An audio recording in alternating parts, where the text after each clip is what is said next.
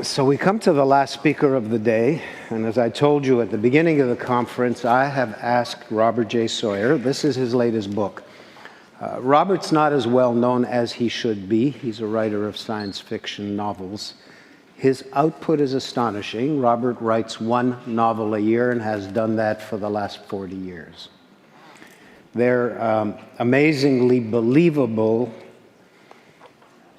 They're extrapolations of contemporary science into the future, intertwined with plots that I find completely engaging.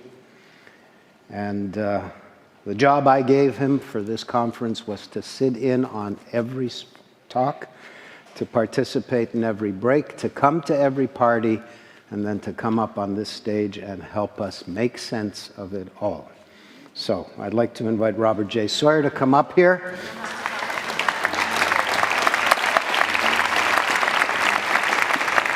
And to remember to autograph my copy of this book. I'll autograph your copy of Red Planet Blues. You aged me a bit. I've been doing it for 22 years, not 40 years. All right. But I hope to be doing it for 40 years. So there's a prediction for the future, which is very much what this conference has been about. Indeed. Let us hope that 18 years from now, I'm still plying my trade and Idea City is still going you'd strong. only be halfway in your time. Only halfway. Yeah. Thank you so much. Hello, everybody. It's a pleasure to be here. Hard act to follow. 36 hard acts to follow to be the final here. They give you 17 minutes, so it said 1700 over there. I'm going to take 1701 because that's the serial number of the Enterprise, and it has kind of a karmic resonance for me. Now, we saw during the course of this series of talks here that there were some technological difficulties. Some people had a lot of trouble getting their pointer to work. Now, I brought a pointer, which actually works very nicely. There it is. They're probably crapping themselves up there thinking, well, what about his PowerPoint? We don't have that. I don't have a PowerPoint. I just have a pointer. But I think the fact that I have a laser pointer is very emblematic of what we've been talking about here for the last 3 days. Because this started as a science fictional prediction. The first thing that we find in literature that suggests the laser beam is in H.G. Wells's famous novel from 1898, 115 years ago, called The War of the Worlds, where he predicted what he called the heat ray, a coherent beam of infrared radiation. And you can certainly buy infrared lasers today. I set out as a kid, I wanted to have a laser. I remember the Ontario Science Centre had this giant laser. Do you remember that? It actually was a leftover from Man in His World, the 1967 World's Fair in Montreal. It came from the French pavilion there. The Ontario Science Centre acquired it. And I said in the 70s when I saw that, someday I'm going to own a laser. My friends thought I was crazy. But in fact, of course, now I do own a laser. And I also think, by the way, can you see what it says right there? Temperature warning. I also think that's very appropriate for summing up Idea City because the intellectual temperature has gotten hotter than most people expected it to over these 3 days, and we're very grateful to have that there. This has been, in Moses' words, a gathering of geeks. And it's interesting because I was certainly called a geek in high school. There was a gentleman up here 2 speakers ago who said, I am not a geek. He's got the most geeky glasses I'd ever seen. I have to say, he has the geek fashion sense, which is very chic to be geek these days. So I want to make a distinction because I think Moses did choose the right word. What's the difference between a geek and a nerd? A geek wonders what sex is like in zero gravity. A nerd wonders what sex is like. What Moses took us through here, whether he realized it or not, was the library of science fictional ideas that have been out there, some going back, as I say, 115 years to H.G. Wells with our trusty laser beam here.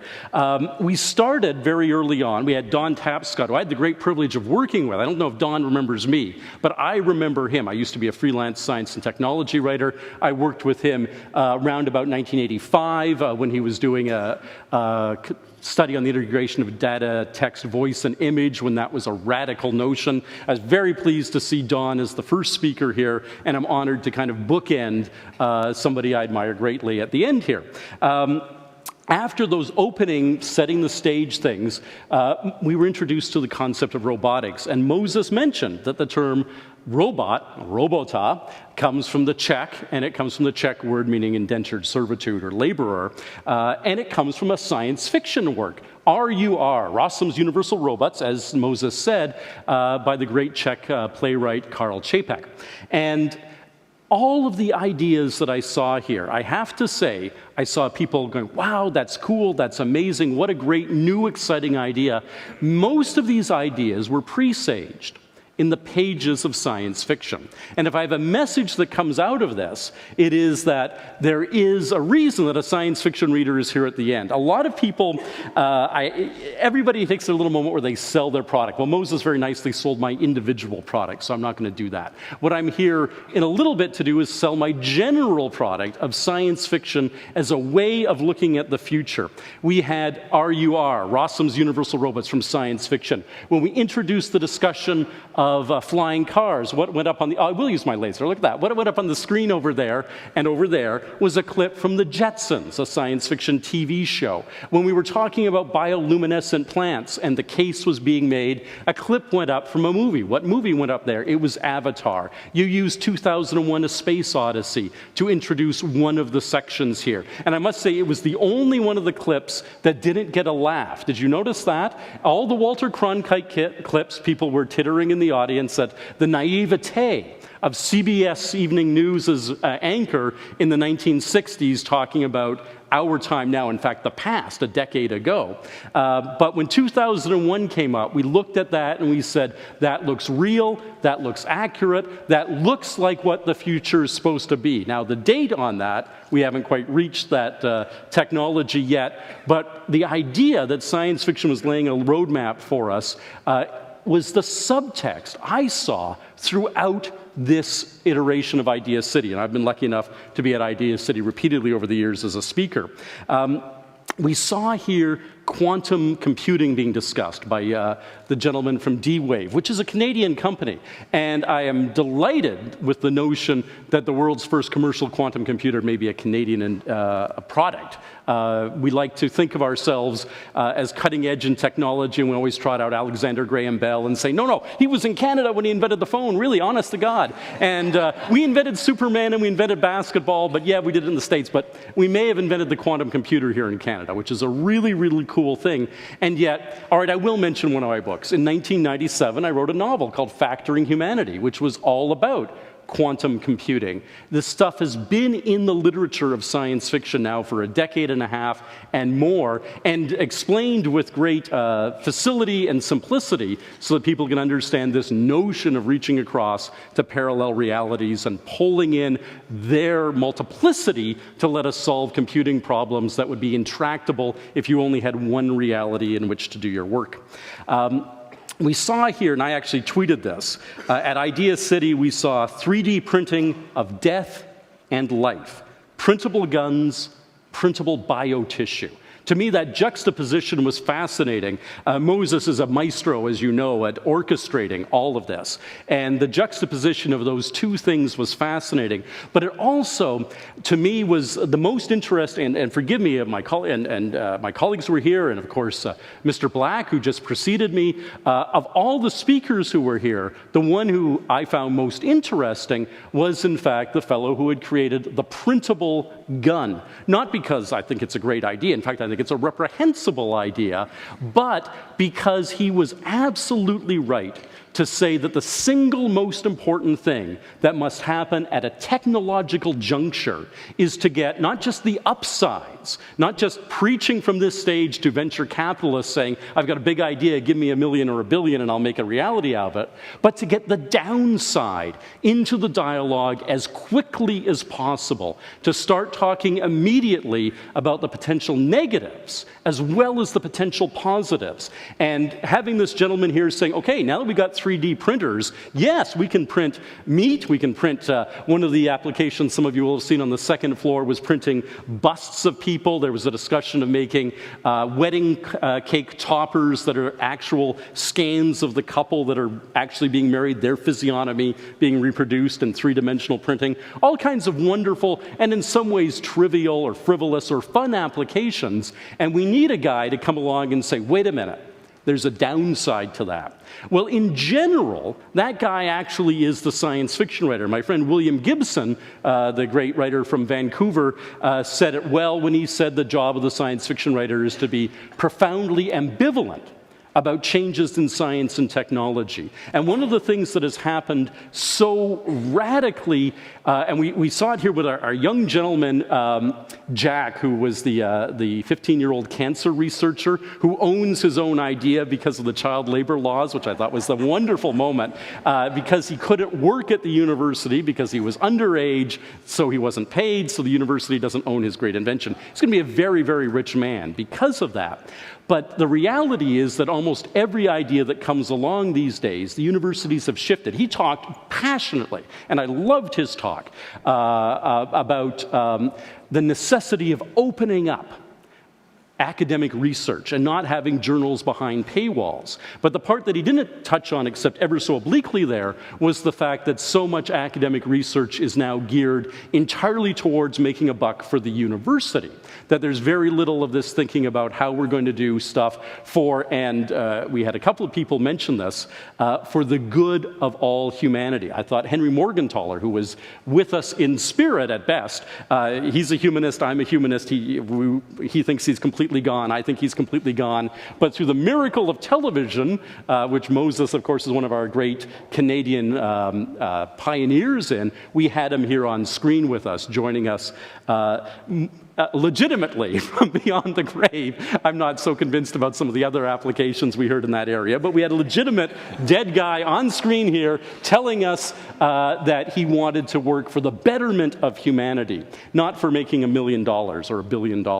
And I think there's too little of that in the entrepreneurial nature of even university science these days. We had some fascinating talks here, and I was always looking for who was going to do the positive thing for the human race and who had thought about the downsides of what they were doing. We're actually coming up on a great bicentennial.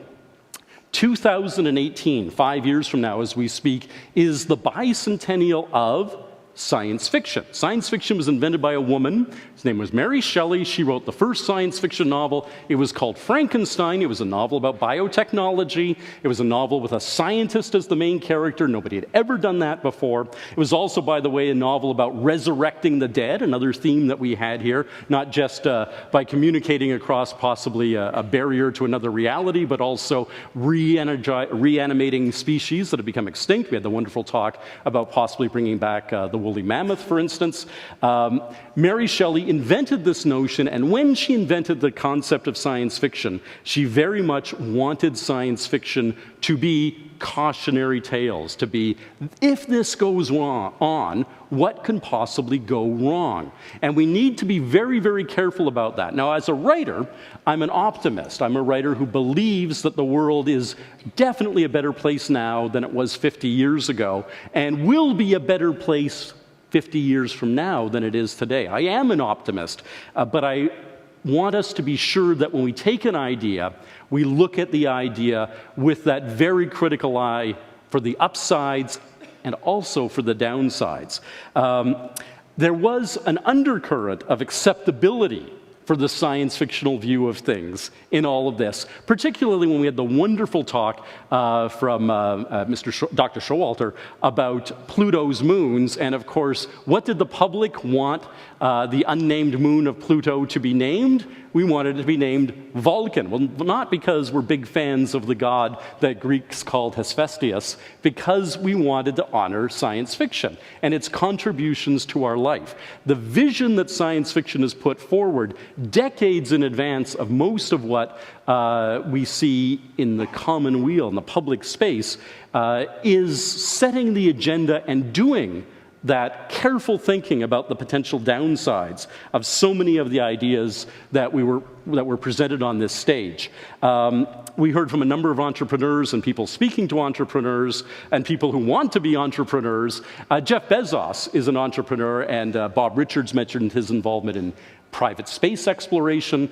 One of the things that's significant about Jeff Bezos, one of the reasons he did change the world in so many different ways, he's the founder of Amazon.com, the name doesn't ring a bell, is because he grew up devouring and still devours science fiction. There is a literature that is about exploring these ideas. The things that we saw here, bioluminescent plants, robots. I loved our friend the robot who spoke on the opening day.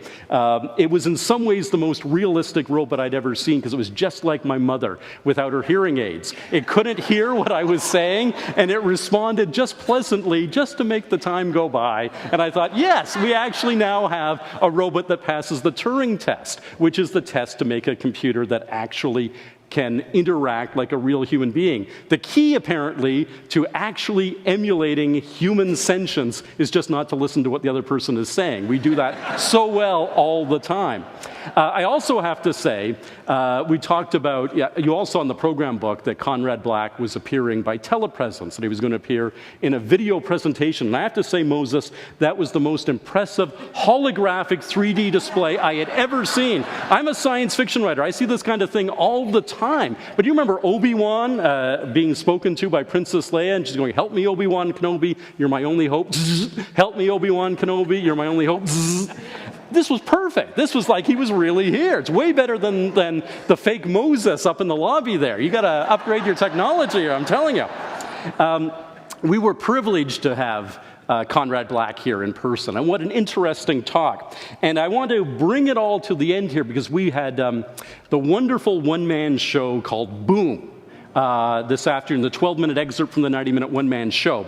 And in that excerpt, we saw the booms that defined what he considered to be the baby boomer generation. 1945, the boom at Hiroshima, the atomic bomb. 1969, the boom that was Apollo 11 taking off for the moon.